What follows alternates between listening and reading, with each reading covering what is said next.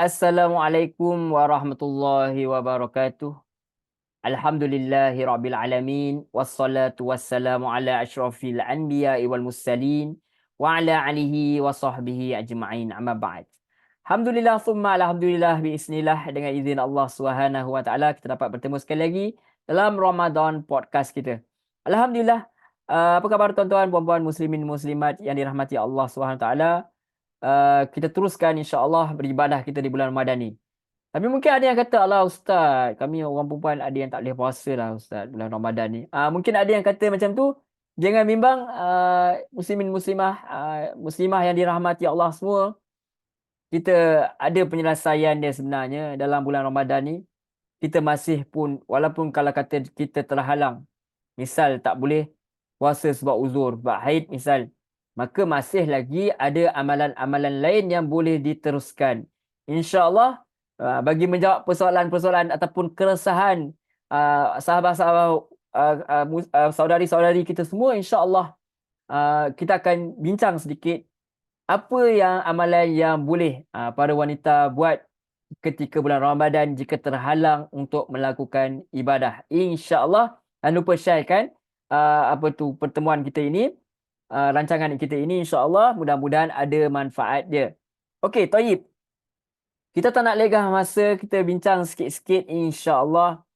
Jadi kalau kita nak lihat, tuan-tuan, puan-puan, muslimin, muslimat dirahmati Allah, terutama kepada para muslimah lah, haid dan nifas ni, puan-puan semua, dia adalah suatu ketetapan Allah. Dia adalah ketetapan Allah. Allah yang tentukan. Kita percaya ada qada dan qadar. Jadi kita percaya ada qada dan qadar. Kita percaya ini adalah ujian Allah SWT kepada para wanita.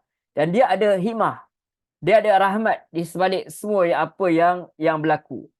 Jadi para ulama ada sepakat, ijma' lah bahawa wanita haid dan nifas dia larang melakukan solat. Yang wajib maupun yang sunnah. Ini yang sepakat. Haid, nifas tak boleh solat. Tak boleh melakukan solat sama ada wajib atau sunnah, dan dia tak perlu qada solat dia. Begitu juga para ulama sepakat, tuan-tuan, puan-puan, muslimin, muslimat, bagi yang tuan-tuan juga nak ajar kepada isteri ke anak-anak perempuan ataupun adik-beradik atau siapa saja di bawah jagaan kita, di bawah anak-anak murid kita, para ulama sepakat bahawa wanita haid dilarang berpuasa yang wajib ataupun sunnah selama masa dia kedatangan haid. Tapi dia kena qada puasa dia. Puasa kena qada, solat tak payah. Jadi para ulama sepakat bahawa wanita dan haid dan nifas boleh untuk berzikir dengan bacaan tasbih. Apa bacaan tasbih? Subhanallah. Bacaan tahlil la ilaha illallah. Dan zikir yang lain. Jadi mudah. Masih lagi tengah masak tu, la ilaha illallah, la ilaha illallah. Dan baca, tentu saja di bulan Ramadan ini, tak sama bacaan dia, pahala dia berganda-ganda. Jadi kita baca subhanallah, subhanallah, subhanallah. Atau zikir pagi, zikir petang yang telah kita amalkan sekian kali, silakan baca. Bacakan.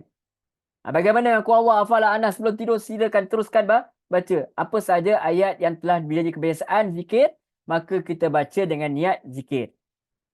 Cumanya tuan-tuan, puan-puan, muslimin, muslimat, ni yang menarik sikit. Membaca Al-Quran ni boleh ke tidak bagi wanita haid, sebenarnya dia adalah diperselisihkan ulama'. Ni bila perkara yang diperselisih ni, dia sebenarnya tuan-tuan, dia rahmat, dia ada keluasan. Cumanya ada sebenarnya pandangan bahawa tidak mengapa sebenarnya wanita haid dan nifas ni baca Al-Quran. Ni jeng. Ni macam kontroversi sikit lah. Tapi sebenarnya boleh juga. Boleh sebenarnya. Boleh dilakukan. Tapi dia jarang-jarang berlaku lah. Cumanya kalau kita tak nak bincang ni lagi, kita nak bincang apa yang boleh dibuat. Kita nak bincang apa yang boleh dibuat dah. Jadi Islam dia tak larang umatnya untuk beribadah selama tak langgar aturan. Sebab apa? Wa'budu rabbaka hatta ya'tiyakal yaqin. Beribadahlah kepada Tuhanmu sampai datang padamu al-yakin. Dan para ulama tafsir cakap al-yakin ni maksudnya kematian. Tak terkecualilah juga wanita haid ni. Islam dia tak larang mereka untuk laku semua ibadah. Sekalipun datang bulan. Selagi pun dia membatasi ruang gerak mereka untuk melakukan semua amalan ibadah. Wanita haid masih lagi boleh melakukan beberapa amalan ibadah selain amalan yang dilarang. Seperti mana kita tadi, tak boleh solat, tak boleh puasa.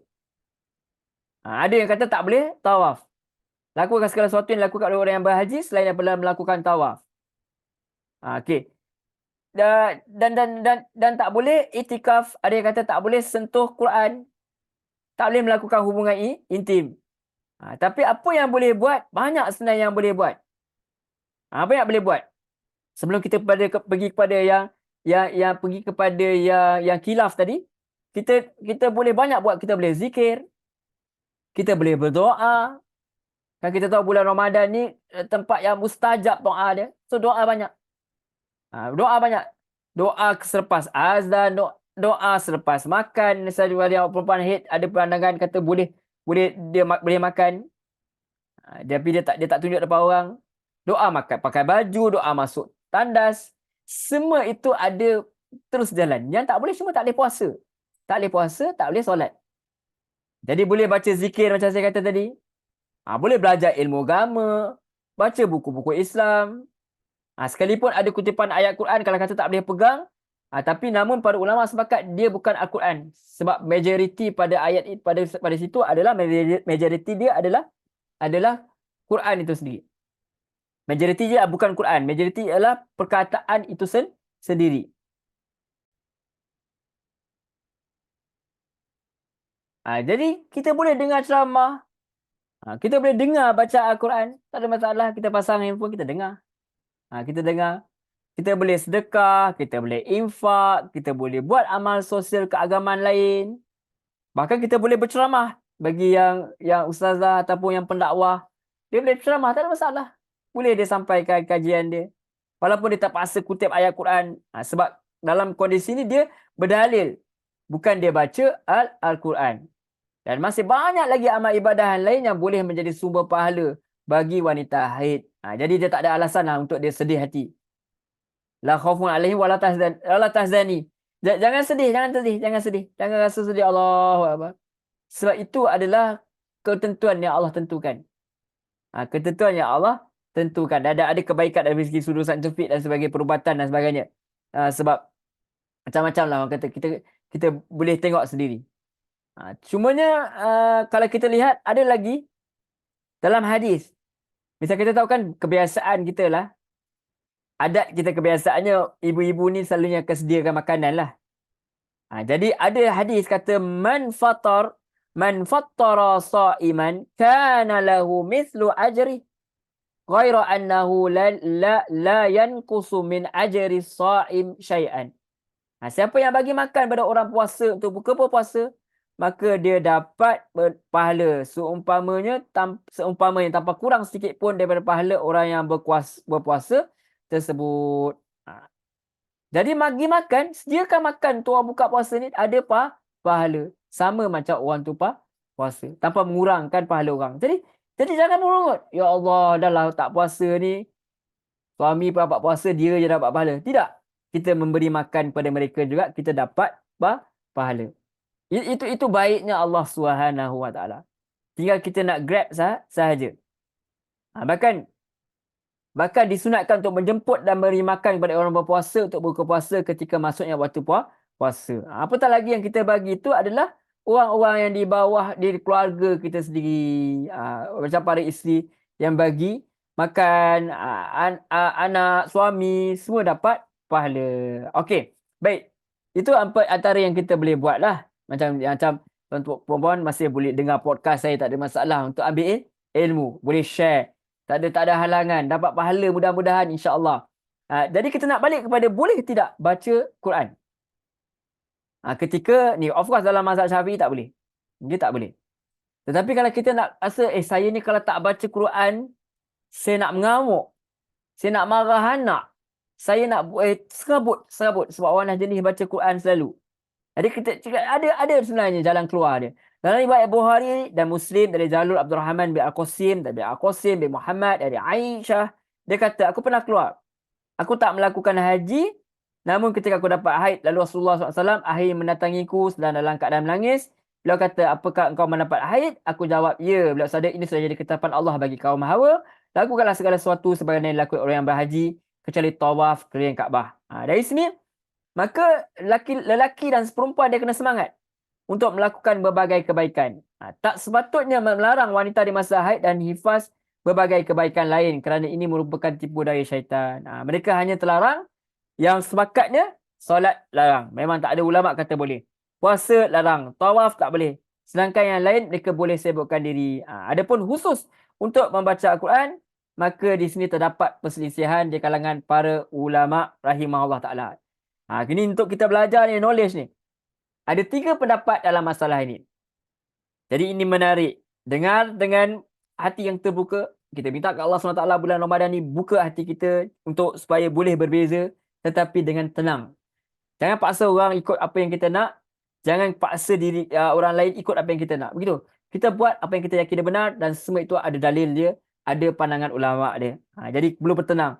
Jadi Ramadan Podcast ni bukan kita nak cerita yang biasa-biasa, tapi kita nak yang biasa tu kita luar yang tak biasa tu kita biasa-biasakan. Begitu.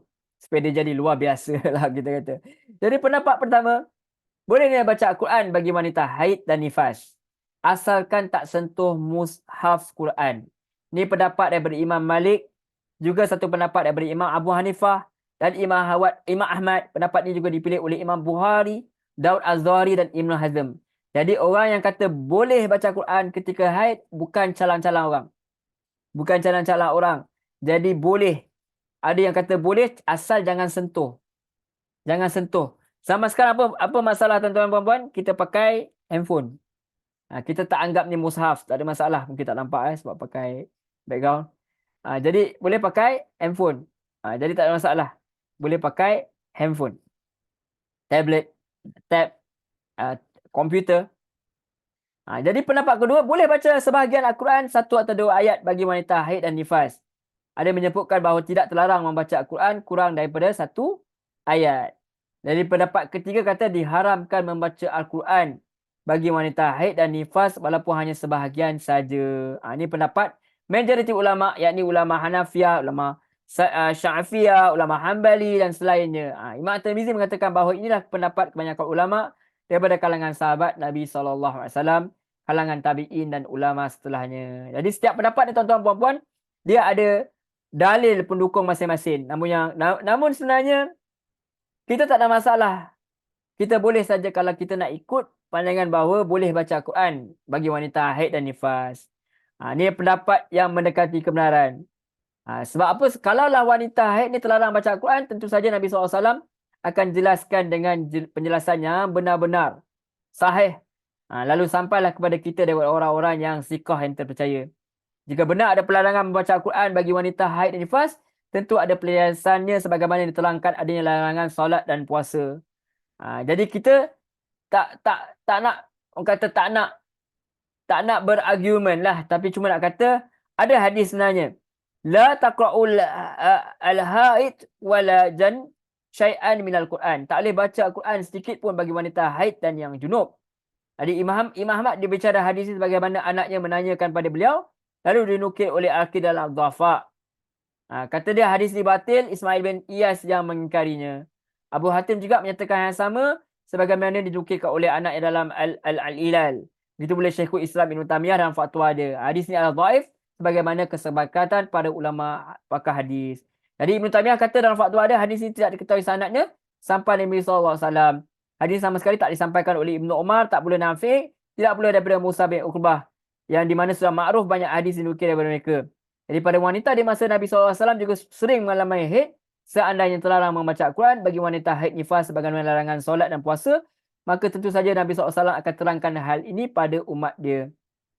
Begitu juga pada isteri Nabi SAW, dia tahu tentang diri dia, tentu saja hanya akan dinukil di tengah-tengah manusia, pada sahabat. Jadi ketika tidak ada satu pun yang menukil larangan ini dari Nabi SAW, maka tentu saja baca Al-Quran bagi mereka tidak boleh dikatakan haram. Ada yang kata tak boleh, ada yang kata boleh. Jadi masih lagi berselisih ulama. Beliau SAW tak ada pun hadis sahih yang menjelaskan perkara ini. Jika Nabi SAW tak melarangnya, padahal beliau sering ada kes-kes haid tu ada, kan isterinya ramai, maka tentu sajalah hal ini kita kata tak diharamkan. Jadi cikgu Islam dia jelas secara global tentang pembolehan membaca Al-Quran bagi wanita haid dengan menyebut kelemahan hadis yang membicarakan perkara tersebut. Jadi cikgu Islam kata dalam Majmu' Fatawa, sudah begitu maklum bahawa wanita sudah seringkali mengalami haid pada masa Rasulullah SAW, namun tak ada dia buktikan bukti beliau melarang membaca Al-Quran. Bagaimana pula beliau SAW tak melarang berzikir dan berdoa. Bahkan Nabi SAW sendiri memerintahkan kepada para malaikat, minta maaf pada wanita untuk keluar saat Id lalu bertakbir bersama kaum muslimin. Beliau SAW pun memerintah kepada wanita haid untuk menunaikan seluruh manasik kecuali tawaf keliling Kaabah. Begitu pula wanita boleh bertalbiyah meskipun dia dalam keadaan haid. Mereka bisa melakukan manasik di Muzdalifah dan Mina, juga melakukan syiar-syiar yang lain. Jadi kesimpulannya, wanita haid dan nifas ada pandangan kata boleh baca Al-Quran, tapi ada kata tak boleh sentuh. Jika ingin sentuh, kena guna sarung tangan dan pembatas lain. Ataupun kita pakai yang tab semua itulah, komputer dan sebagainya. Bukan Quran sebenar. Sedangkan solat puasa tak boleh. Begitu juga tak boleh tawaf. Adapun ibadah lain tidak masih lagi dibolehkan. Cumanya ada ke pandangan kalau kita dengar Maulana Asri misalnya, dia kata pandangan yang mengatakan boleh juga pegang mushaf. Tapi kalau nak ambil langkah berjaga-jaga, cari yang ada terjemahan. Cari yang ada terjemahan. At least masih dia lagi bukan Quran yang full lah. Kita kata macam tu. Tetapi yang penting, tak kira lah kalau kita nak pegang kata tak boleh baca Quran, at least kita boleh baca zikir-zikir yang lain, dan kita boleh melakukan banyak lagi amalan-amalan yang lain. Jangan bersedih hati. Apa yang saya kongsikan tadi hanyalah pandangan-pandangan yang boleh kita pertimbangkan. Jika kita yakin, kita boleh pertimbangkan. Kalau tidak, kita teruskan amalan-amalan yang lain. Doa. Bagi misal kalau kata nanti nak Lailatul Qadar nanti 10 malam terakhir tu kita tak boleh nak beribadah, solat, tak boleh puasa, kita boleh lakukan amalan-amalan lain yang boleh berdoa banyak, berzikir, beristighfar.